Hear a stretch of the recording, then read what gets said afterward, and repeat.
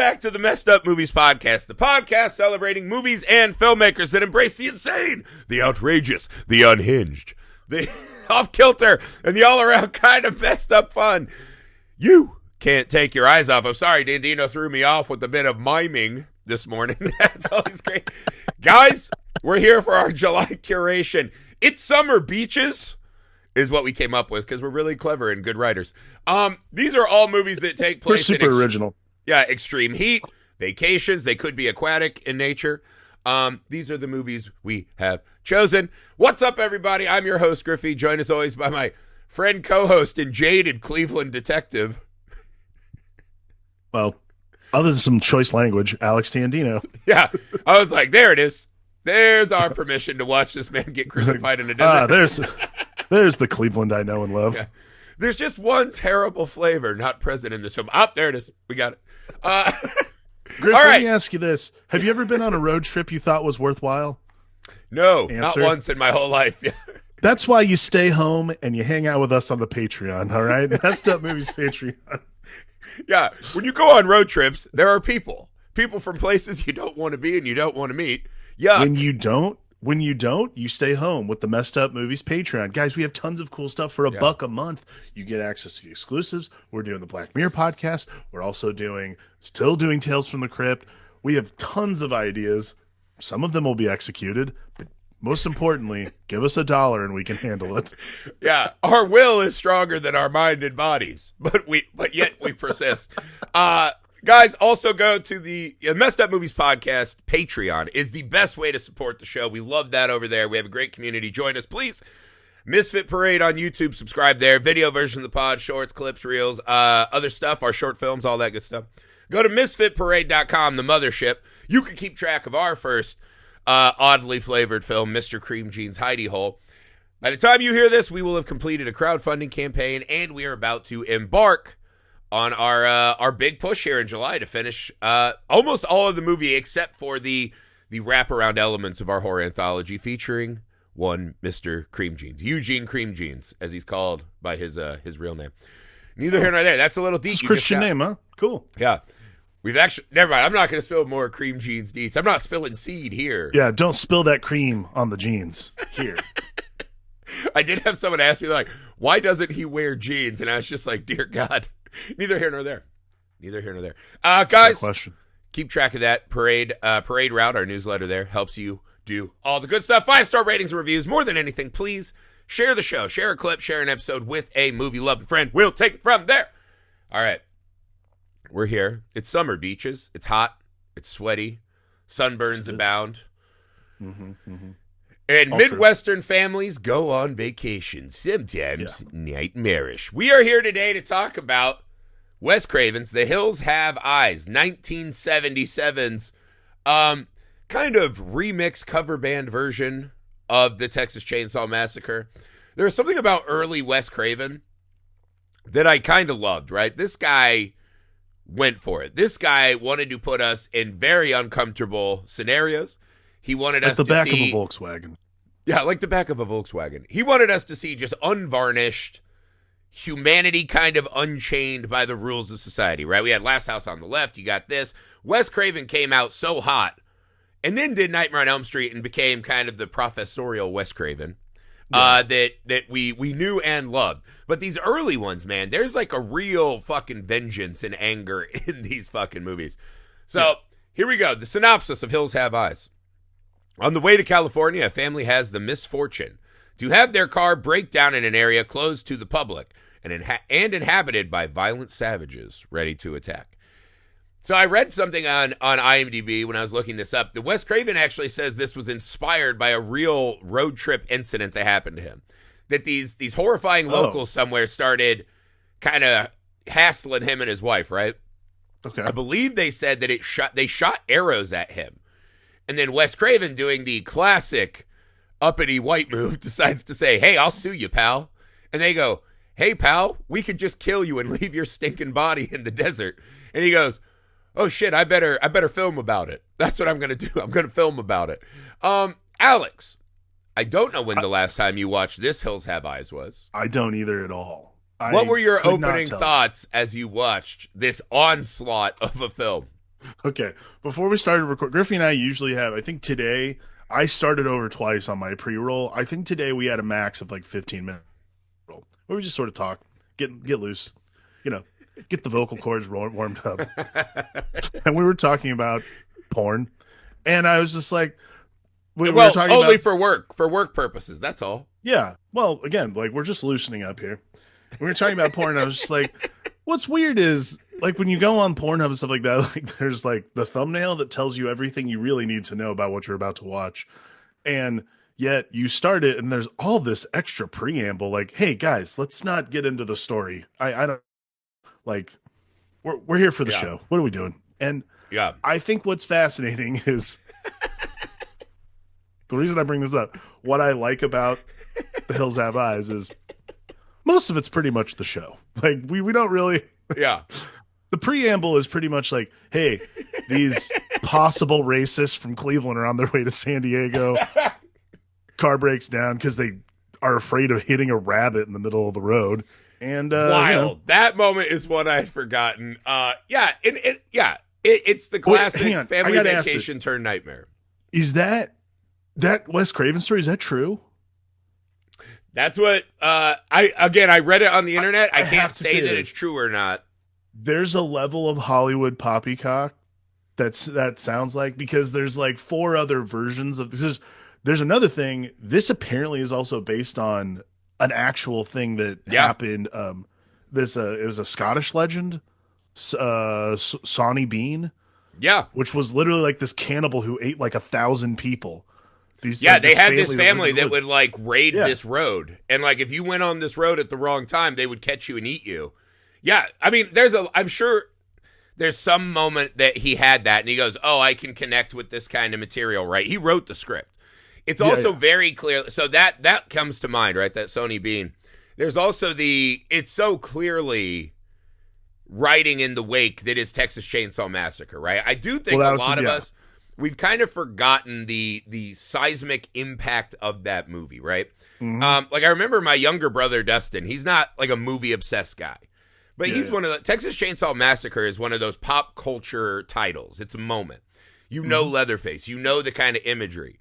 Again, I think it might be the greatest horror film ever made.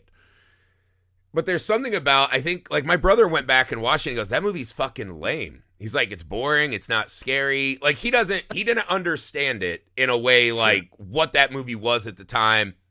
I don't think he sunk in past, it looks like shit. The acting's bad. Like he couldn't get into the movie. Right. Sure. And I was like, it made me sad, but I was like, that's all right. He's not like a horror movie loving guy. There's something I think we forget, that when that movie came out with that title and the reaction that people had to it, right? Because that movie was really a Lost in America movie. It was one of the first really great American horror movies, right? That this isn't supernatural. This is what happens when the American dream leaves you, when all the money and power is on the coast, and somewhere in the middle of this big, wide open fucking land, there are people that the country, the dream, time has forgotten. And they revert back to nature, and they say, well, hey, man, if the Lord and the country won't provide, we gonna get ours. And you're gonna turn into a fucking tenderloin sandwich, right? And there was a visceral fucking horror of that, right? That's the thing that makes that movie work more than, you know, the kind of ensemble of horrors. It's that idea that there are just people that when you leave them alone, like the society we live in is not a natural state of being, right? And so this movie is clearly playing in that zone and wants to be. And I think, again, this is Texas Chainsaw if you strip out a lot of that kind of layered storytelling.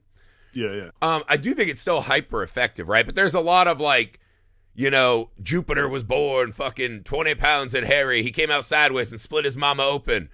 And then there's this, you know, oh, we're on an old nuclear testing gunnery range, right? So there's all these like, let's explain away the horrors of it that I think kind of cloud what is a really simple premise, right? These fucking broke people in the middle of nowhere. And they're just like, fuck you. Like there's a line Jupiter has in this that I think is such an underrated good writing moment.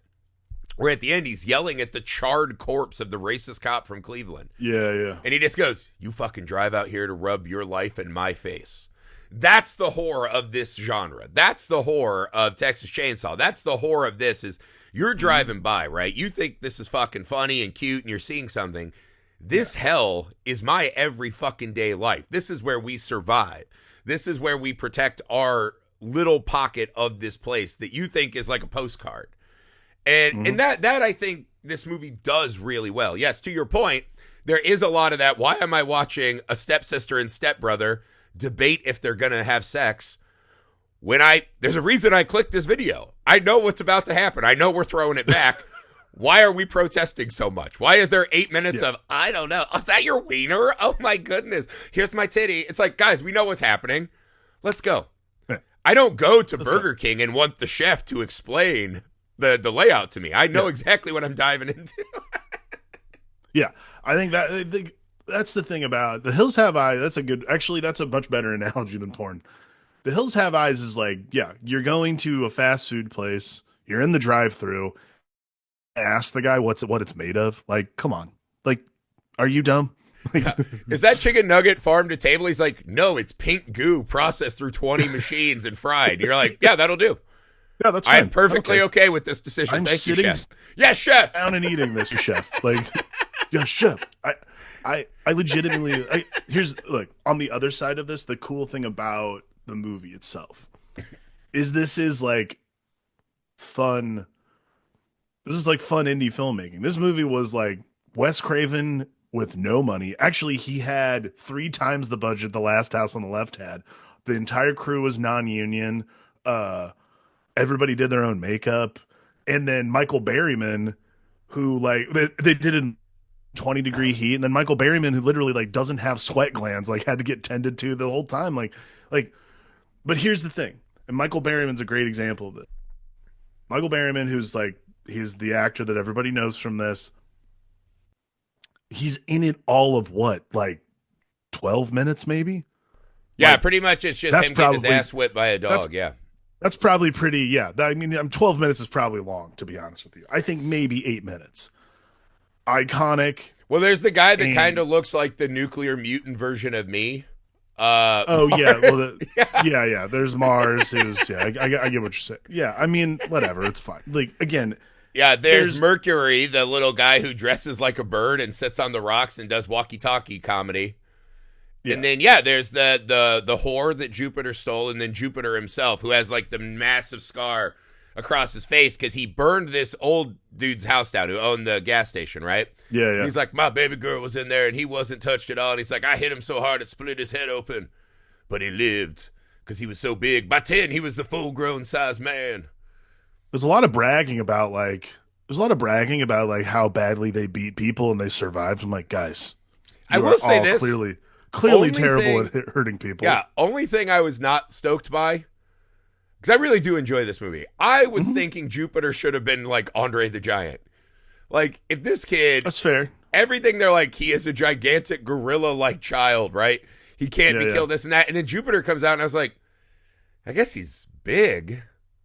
But, like, he can still find normal khakis and shit. You know what I mean? Like, I was like, it's funny you say that because I thought the same thing. I was like, oh, is this going to be a hotter thing where, like, because, again, I just do not remember this movie. I was like, is he a fucking huge dude? Like, is it just, like, a big galoot? Or, like, WWE's Kane. I want, like, a massive, like, what has nature created? Well, the other thing, too, is, like, I thought it was Michael Berryman, like, I thought I was like, oh, maybe he's the famous poster, right? Where he's kind of it has this like Cro-Magnon look, right? Well, and I thought, it's like he has like, I think it was something like 20 different chromosomal anomalies. I don't know. Either way, he's obviously one of the sweetest guys that ever worked. But you'll never hear a person say a bad word about him. Lovely man who's a great kind of character actor. Yeah, because he has this very unique and interesting look. But like, I thought it was a situation where like it was like the actor who played Maniac Cop. Like I couldn't remember if it was like Berryman on stilts or something like that. Like someone was huge to play Jupiter. And then I was like, I'm pretty sure I'm this guy's size. And I probably was like, I would like, fine, just take my clothes. I'll go. My God, leave me alone. Like it's. I feel like this is a wild response to a 10-year-old. What's going on right now?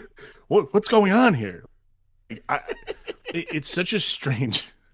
I think here's the other thing too. Like I think what's really unique about The Hills Have Eyes, and the thing that makes people want to watch it, is he was 6'5". He is a giant guy, I guess. But Michael he was Berryman's also 6'5"? big. I guess they were all just like really big, and we didn't like visually represent it. Jesus Christ! All right, Yeah, he's a big dude. Wes Craven, come on, man. We're big, but we're not 6'5" big. No, I mean I'm 6'1".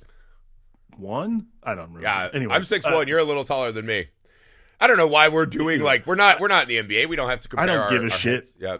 The thing that I think is most impressive, like again, I do not remember the last time I watched this movie. The thing that I think is most impressive about it, and the thing that's scariest, and probably the thing that you can come back to and be like horrified by, really, is the unprovoked nature of this whole thing. That I think is probably the thing that's most terrifying. Is it's not like, look, and you know, racist cop aside, which, you know, hey, whatever. Like, we can unpack this whole family dynamic. Like, this is not a family the world will miss. There are like many awful beats. These aren't people that you're like, oh God, these poor people. I think like, but when the Cleveland neighbors heard they were packing up to leave, everyone's like, thank God. Yeah, this is. So let's just do this now. We got racist cop dad, old lady always babbling about Jesus in the face of his work. So much Jesus talk. We've got the couple who have a kid, and in the middle of tragedy, they're like, we could die in this desert. Our baby's wrapped up in like a fucking woolly parka at 120 degrees heat. We got no AC. This is scary. Hey, let's go bang in the back of the fucking station wagon. And then we've got the little daughter and the kind of like Nazi youth son who's just doing flips and talking about how he will definitely use physical power and the gun on his sister if she doesn't obey his commands. And then we've got two of the worst trained dogs in the history of movie. I get that their misbehavior becomes a very valuable asset to the team moving forward in the D&D adventure. These dogs suck. Like that old man, he's just like, hey, can we have water and gas for the car? And he goes, yeah, all right. And the dog's like, ah! Like trying to get out of the car. And I was like, what the fuck? And then they're like, hey, let's just let our fucking demon dogs out of the car with no leash ever. This family sucks. This family's a fucking nightmare. Like, towards the end of the movie. Oh, and the cop is just very upfront on Front Street racism and guns. Yeah. Like, this is a lame family. They suck. We're talking, like, hard R racism. Like, it's not great. Like he's using... Yeah, it's the kind of thing that hits your ear and you're like, 70s. Ooh, Yeah. Like we're talking hard R racism. Like, yeah, you go to like a resort and someone draws you a bath and you're like, is this room temp? Oh, like it's kind of like, oh, what? You're like, oh God, why? I mean, it has bubbles, but like, what are we doing here? Again, unprovoked, he just offers up this explanation as to why he feels a certain way. I'm like, thanks, racism. Appreciate that. Like, we did not need to hear any of those yammerings, but thanks. So I'm from Cleveland. There it is. Thanks a lot. And I was a cop, and it's like, yep, all right. Yep. I'm almost to a bingo. Keep going. Come on. Yeah, if I could have gotten evidence of a tiny dick, I would have yelled bingo. Come on, I've got free space. I just need one more. Tiny dick. Tiny dick. Has your gun out needlessly. Okay, I have to do like I'll say this. Yeah. Brenda, who screamed the entire movie at the very end. This movie is the score of this movie, right? Like it's not John Williams. It is human screaming. That is the score of this film. So the daughter Brenda at the end of the movie when whoever has the CB radio, when they get the CB radio working in the morning, and he's like, well, what kind of defenses do you have? He's like, I have a gun with 2 bullets left. I'm like, 1 bullet. You got to shoot that lady in the mouth. Like, be done with it.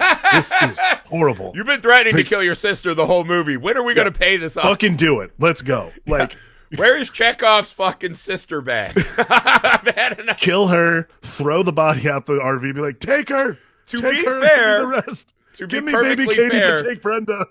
I think we're asking a lot of self-control from Brenda after she suffers what is inarguably the fucking worst fate in the movie. The dad gets fucking mollywopped, and he gets that. So essentially, car breaks down because, the dad is going so fast, and these military jets fly over the car.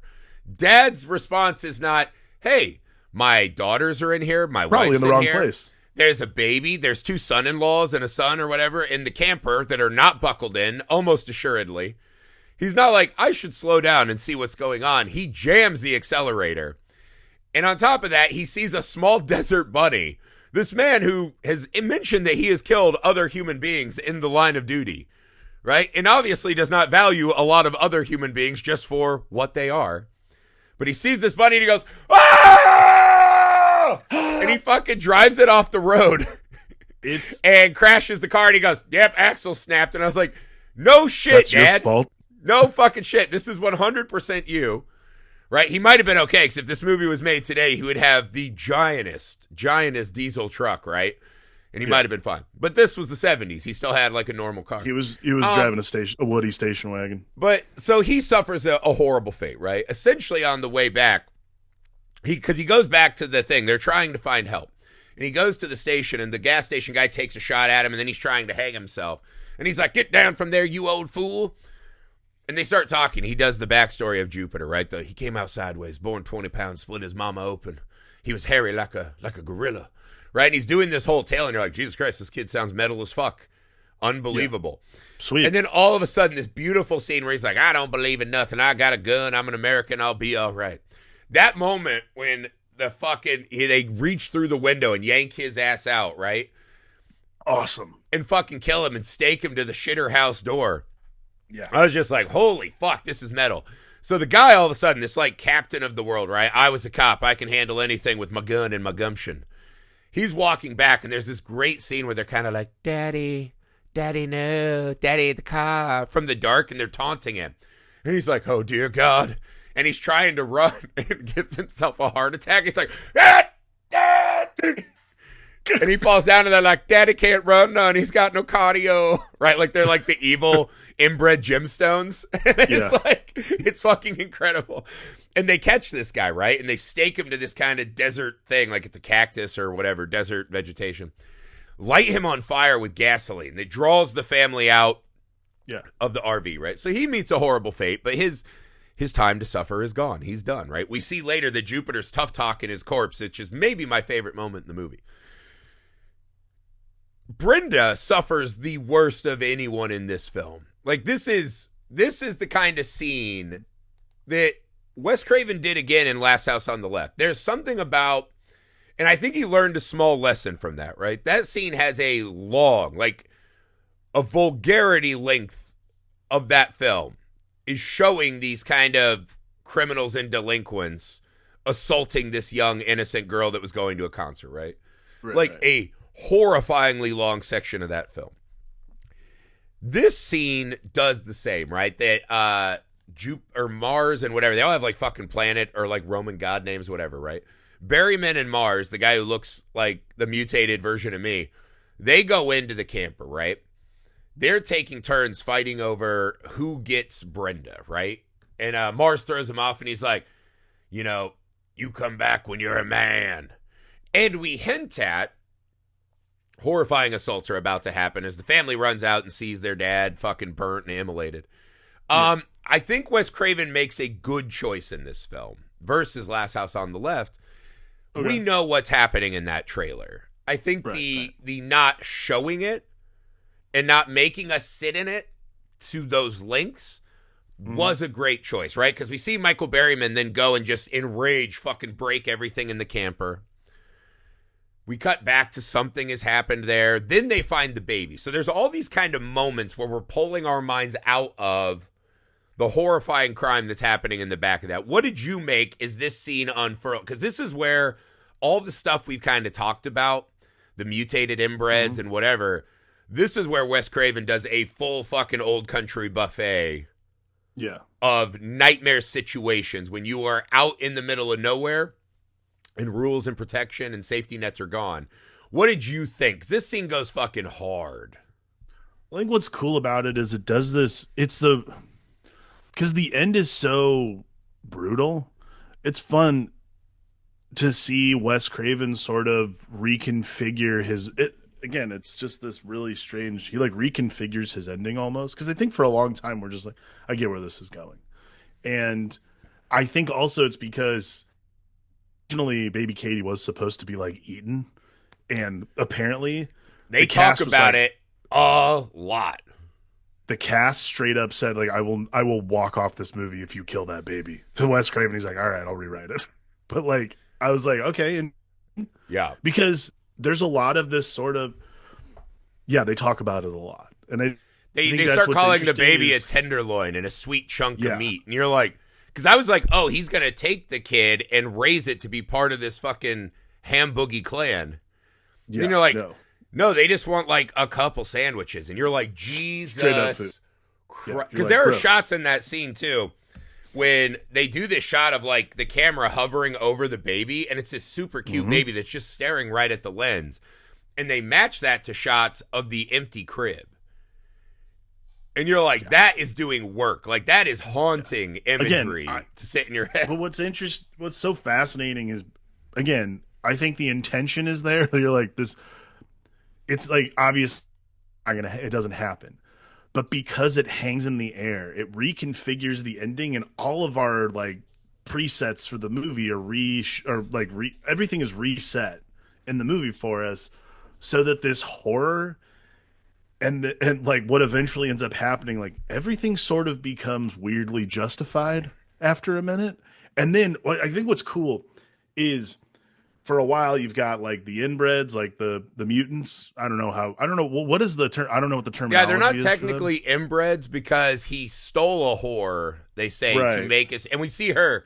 She's this kind of like lady's all dressed up. She's really taken the role in the Stockholm syndrome kind of thing. So they're sort of like they're genetic aberrations. They're like who are mutants? Who are mutants is what I'll say. And then irradiated whore mutants. That sounds right. Yeah, and then like the Carters. So essentially, what's interesting is they're like doing this. That scene sort of sets the field and puts everybody on the same playing field, so that going into the back half of the movie, it's not even an all bets are off thing. It's more just like, it doesn't matter who, like, all that matters is that baby surviving this movie. And I think that's really fascinating. It's not us versus a movie monster. It's everyone gets brought to, this is human versus human, life versus life, right? And well, it's like, again, I think the one thing about this scene I want to just reiterate is I think Brenda becomes such a classically helpless and annoying woman character in the second half of the movie. Agreed. Which is really fucking shitty. In a movie that is like, we're going to make a tenderloin sandwich out of a baby. We kill a dog and show you that dead dog, right? Beauty gets fucked up because she goes out to, because again, they don't believe in like leashes or training. She gets murdered. So they show us all that. They show us this dad who gets crucified and burned. The fact that Brenda is horrifyingly assaulted, and maybe, just maybe, the movie is hinting at that there wasn't enough time and she wasn't, right? Right.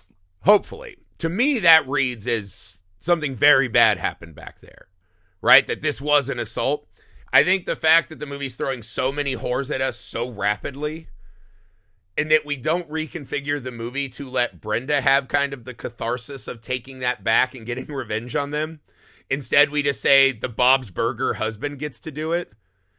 That felt like a really shitty decision of the time. Like a real 70s, like, the men folk will do it. Hey, even the crazy lady from the start at the gas station, she'll get a redemptive arc.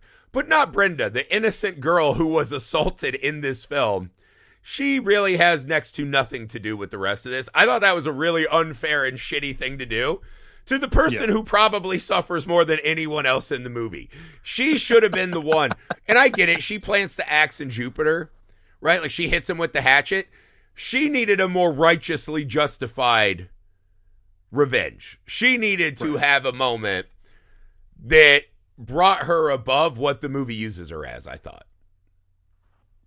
I get it. I do. I think that, unfortunately, the end of the movie literally just, like, the end of, like, the back half of the movie just, like, erases all of that because she just screams so much, like, oh my God, shoot her. It is so annoying to a certain extent. Like, well, again, and because the filmmaking doesn't, not because she deserves it either. It doesn't reiterate the trauma that she suffered specifically, right? What it is like, this is a wacky situation. Lots of crazy stuff happened. You're like, yes, but one thing more specifically, well, two things, the baby too. Two really bad things happen, and only one of those is getting oxygen right now. That's not right. That's unfair. I will say I think the movie has an interesting because the build up to that first night. And again, I think it's the most memorable section of the movie. Like, even in the remake, that's the part people remember. The camera flying across the sand to Daddy, like, as he's burning, right? That's the night assault is what everyone remembers. I think this is one of those, there aren't a lot of great horror movies that take place in broad fucking daylight. Because there's something about seeing this family, like Jupiter and Berryman, running through the desert that just inherently doesn't look as cool and mysterious as it does at night. It just looks like two, over middle-aged guys jogging, which is never cool. Like, that's when you see a group of guys running around your neighborhood, you're not like, wow, look at them, that's fucking cool. You're just like, still all right. I think what's fascinating about, like, the broad daylight of it all is really, do you think that second half, like the day after, works for you for the most part? No, because again, like, this is why, and it's not because it's a bad, it's not because it's bad movie making or anything like that at all. What it is it's not because of broad daylight. Because I think the starkness of the desert and that sort of like essence of loneliness that comes from the middle of nowhere works in the dark when you're doing a movie like The Strangers, which Strangers isn't technically in the middle of nowhere, but like it feels like it, right?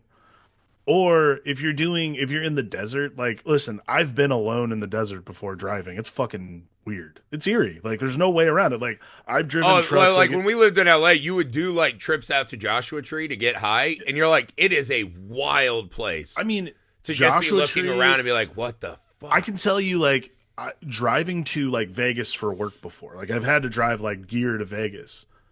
It's scary. Like, you're just like, there's nothing out here. Yeah, like, if I break down. Well, there's like sections when you come and you drive past, like you get to Utah, and there are sections where it's like there's literally nothing but like cave walls for 120 miles. Make sure you have gas. Make sure you have emergency shit, because there is nothing. And that's the I think like again that's the brilliance of this and Texas Chainsaw is that no help is coming. That's what works in the daylight. That's how the daylight works for movies like this. Like, there's a 10-mile stretch between here and Vegas that it's where that there's a famous road called Zshi Road, which is, it's spelled like ZZYXX or whatever.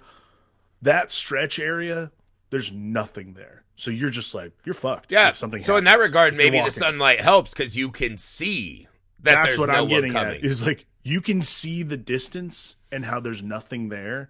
And you can see the mountains, and that's it. Like, all you see is nothing, and other than these people running, and that is the true terror. And I think that's something that's really fascinating. I'll tell you one other thing. I was shocked they didn't utilize more in the daytime. I don't feel like this movie weaponizes the oppressive heat of the desert, right? No, like, it is one of those. It feels like characters are just mostly okay. And I was like, if you've been to the desert, it's unbearable to be outside. Like, and these people are like running, fighting, doing things. I thought they would have weaponized the oppressive heat more, especially that baby. Why is that baby in that woolly thing? Like, that baby was going to have a rough road before it became a snack. Do you think that's on purpose though? Because like, it was so hot. Like, it's so fucking hot, right? Do you think Wes Craven was like making the movie and be like, this is a little bit of a hat on a hat if we're going to talk about the heat? Like, everybody knows again, because I think that's why you set it in a desert and not like the Appalachian Mountains, right? Like, or Appalachian Mountains. Okay. There's not those scenes of a character like the fact that the Bob's Burger guy is out doing action hero shit and not crying in that fucking bed. It's just impossible for me to believe, right? Like, that guy who is just clearly the biggest fucking wimp ever put in a movie, his turn is so fucking dramatically unearned and lame in the movie. Like, and again, there's not that scene of him like, oh, I can't go for it. Like, again, I think Texas Chainsaw sells the heat and the smell of that world so much better. And again, that's the benefit of the setting. You want to use that as a weapon. This movie, I don't feel the heat or the smells hardly at all. Maybe at the gas station, I don't know. But you don't feel like you're getting like the full sensory array. I felt like. I think what's interesting though is for this kind of thing. Again, I don't know.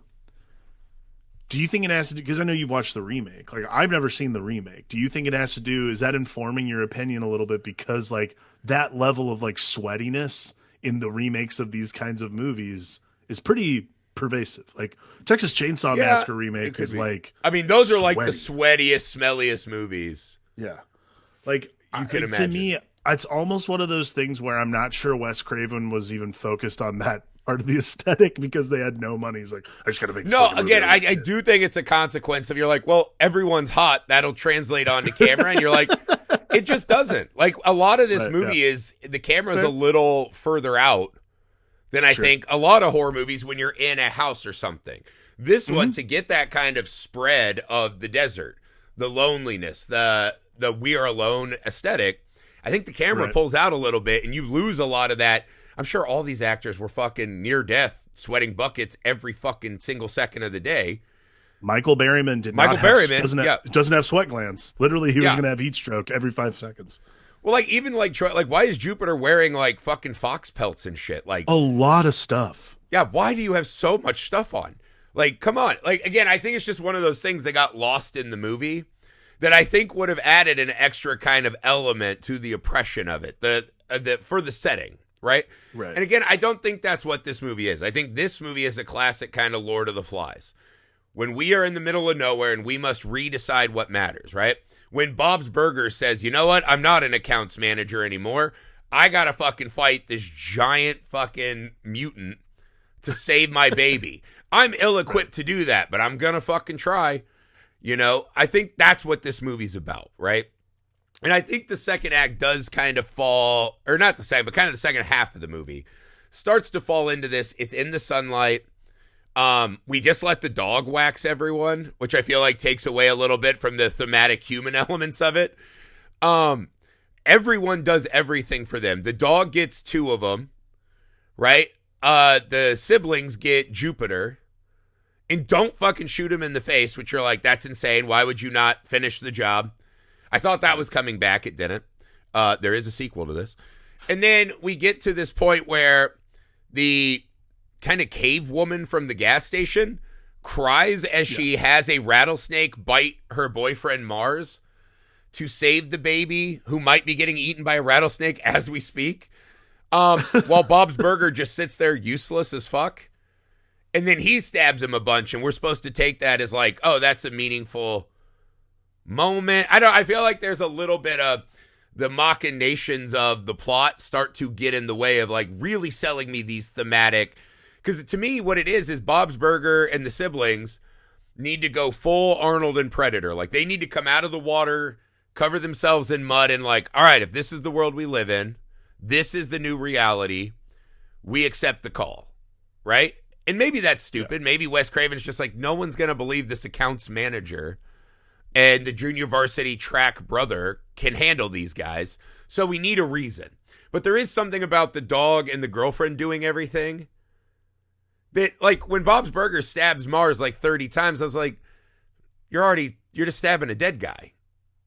I mean, I think that's kind of, but I think here's like, this is why I say, like, this is why I was talking about earlier, like, that reset and that sort of like finding the baby, hovering, that shot that hovers over, like trashing the camper and all that stuff. Like, there's things that happen in this movie that make Bob's Burgers basically, I love that we're calling him that, by the way.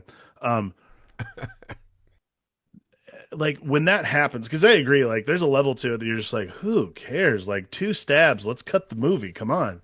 But I think like that level of lost, like, just you've gone off the deep end. That's a great point, because what I think it's saying is that even though he's stabbing a dead guy, it doesn't need to do it, right? Like, the snake is going to kill him, it seems, right? He's not even fighting back. I think what they're saying is, even if this guy's already defeated, there is still something about looking into another human being's eyes, even someone you don't see as a human being, and doing that, stabbing someone 20 times. Right? Like, I've never fucking stabbed anyone. I don't know what that's like. That has to be a psychologically taxing event, you would imagine. So, yeah, maybe just that is enough, right? Is that he's gotten to the point where he is willing to do this, even if he's not because it is also one of those movie things that kind of is laughable at times. Like, normal guys like me and you can't go out into this scenario and all of a sudden be like, yeah, we got a tango on our 5. We're going to climb the rocks and do an alpha pinch position. It was like, we don't have that. We're not trained fucking warriors. I'd be doing the Bob's Burger thing. I'd be like, I don't fucking know. I'm running and stabbing and like trying to avoid. I did laugh. He reverted back to the weapons he knows. He's like, I was a pretty good second baseman. And he's just whipping rocks at that dude. I was like, that's a classic schoolyard tactic, right? Just because he hits Mars in the head with the rock, and Mars has this moment where he's like, what the fuck? We're throwing rocks? Like, that's not honorable combat. Yeah, I thought that was fucking hilarious. I thought, what a great ad. But again, maybe that's the point, right? Is that we are not these warriors. We are not someone who can just bathe in blood and say, game on, because we're fucking normal suburban cattle. Like, we're fucking bitches. Like, all these guys you know who are like, I got my gun. If my family needs protecting, I need protecting. And it's like, yeah, I get it. You can't do a pull-up. Like, what are we talking about here? You're going to wake up fat, sweaty, pull your CPAP machine off in your fucking boxers with your tiny dick falling out, and you're going to, like, Rambo all these home invaders in the middle of the night? It's the most laughable, dumb thing that I know so many men in my life that still honestly believe that. And they're like, what's the alternative? You're not going to try? I was like, I'll try. But I am also fully admitting openly how pathetic that try will be. And maybe that's what the Hills Have Eyes. Like, dude, I have an old back injury from wrestling. You think I'm going to get out of bed in the middle of the night and not be like, like I'm not doing barrel rolls? What are we talking about? That's what it is. That's what the Hills Have Eyes is for culture. Like, when you like, this is okay. That's got to be it. The Hills Have Eyes for pop culture was never about like, there's mutants in the mountain. Yeah. Other shit. Hills Have Eyes in pop culture rests as this like proliferation for the idea that all of us who have back injuries or any sort of like, I woke up and my back's cracky. Dude, I was walking at work yesterday and my ankle hurt so bad I thought I was never going to walk again for like a minute. Yeah. And I was like, what happened? And I was like, all I had done was sit down to eat lunch. I started walking and I was like, the pain. And then like a minute later it was gone. That's it.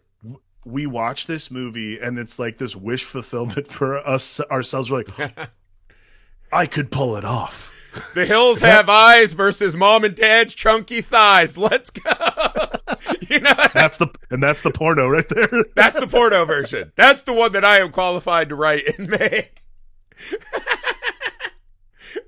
I just love my portly friends thinking that they can Rambo.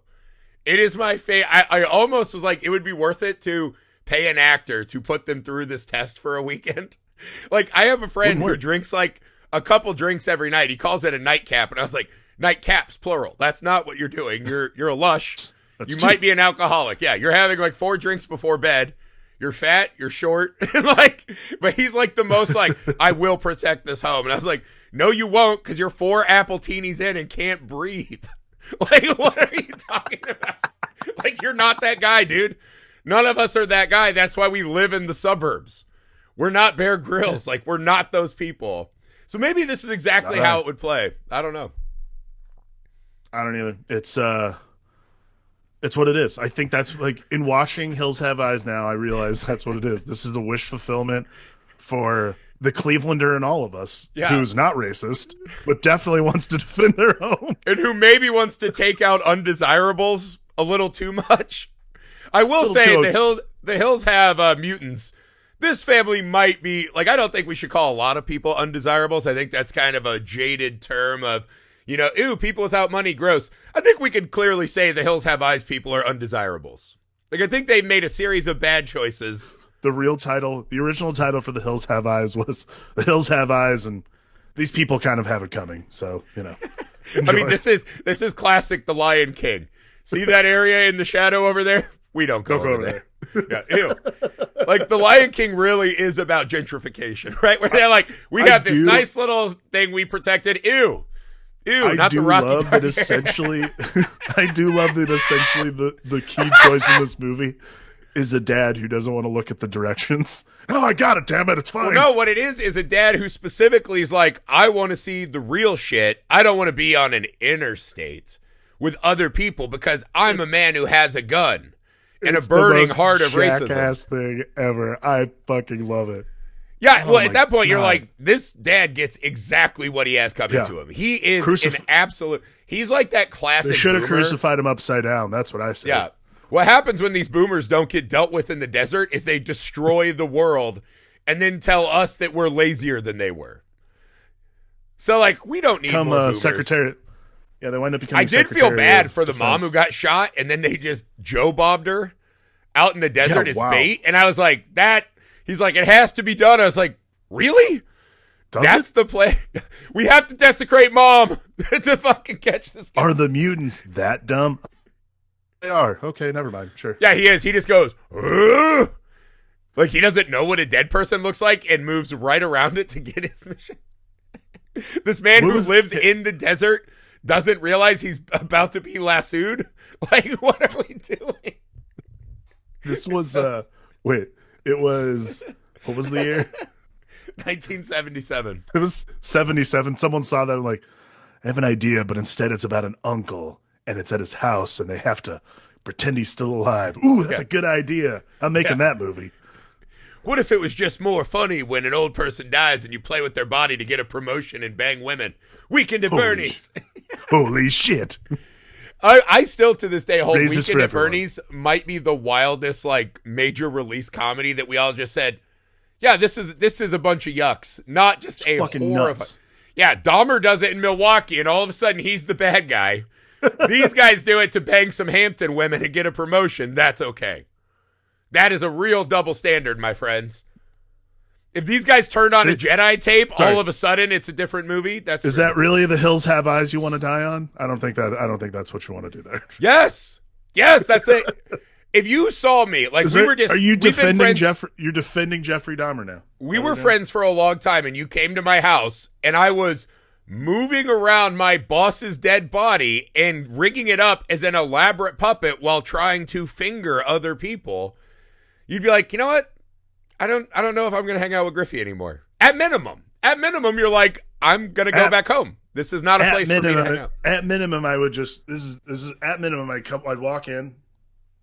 Yeah, sip. I'm gonna go. This is not my. We had a good run.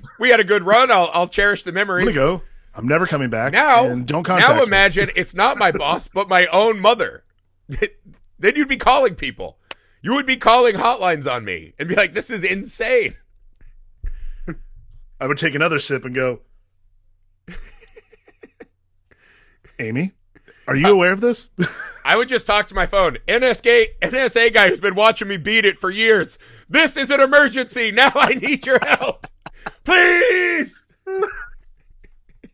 Well, we really went off the rails here. Yeah, right, that's good. It's very much like The Hills Have Eyes versus Mom and Dad's Big Thighs. Coming soon from Misfit Parade to a poorly run internet porn site near you. Yeah, we have that thing in Indiana where you can't even watch Pornhub anymore unless you put your state ID on the website. Ooh, Holly has that. My brother lives in Virginia now, and that happened. Yeah, because they don't want young people watching porn. And I was like, guess what's not going to work? That, because you can find porn on Twitter. Yeah. You know what else you do? You just go to one of the 5 million other pornographic collector hubs and find it that way. Yeah, the idea that these old Indiana legislators are like, you know what will defeat? Lust and horniness. And it's like... Pornography. Very much like my fat neighbor who thinks he can take out an armed band of agents. The pornography is what corrupting the youth, yeah? Yeah. Assault on morbidly obese 13. Okay. Either here nor there. I don't even know what the fuck we're talking. Now it's just airing grievances. Anyhow. Let's just talk about the most messed up I do think this movie... Yeah, all right. Alex, what's the most messed up moment in The Hills Have Eyes? Ironically, it's not crucifying that old racist. No, I think that was a perfectly acceptable choice. That was a perfectly acceptable choice. I feel like there's one answer to this.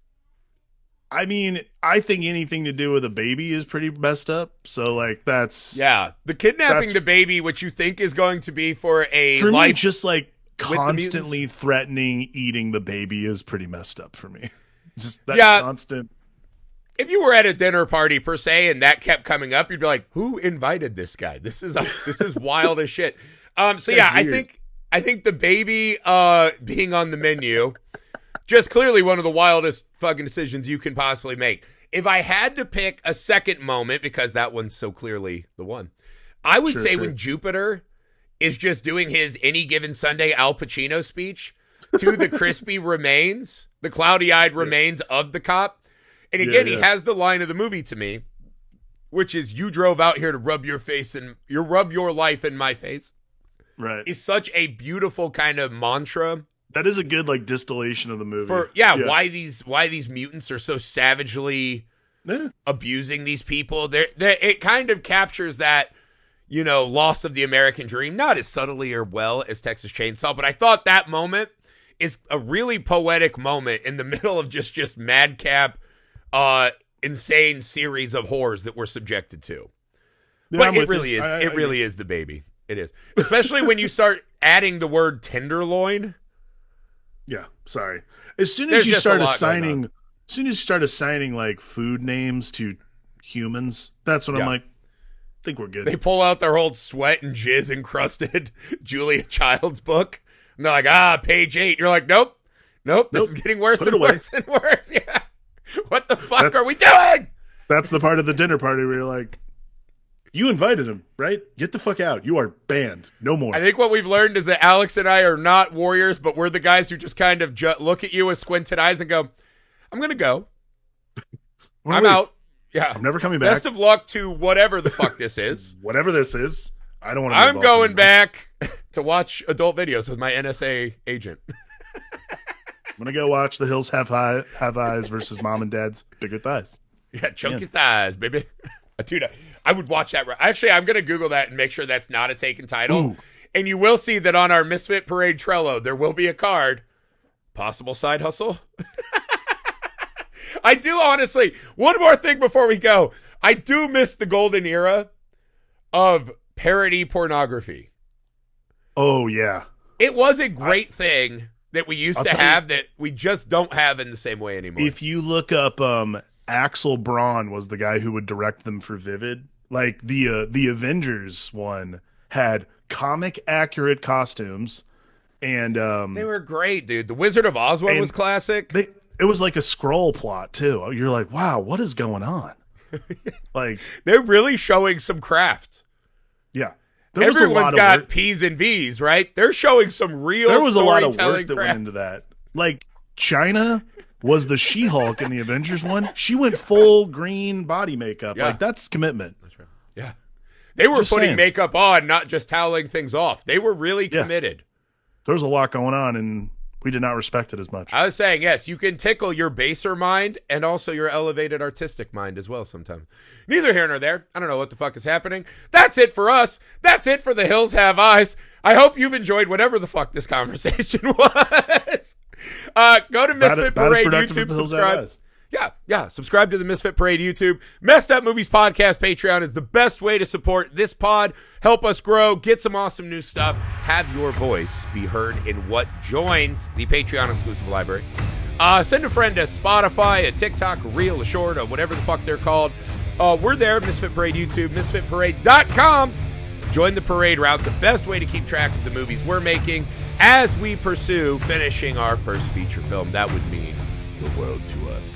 We'll see you next time, because it's summer, beaches.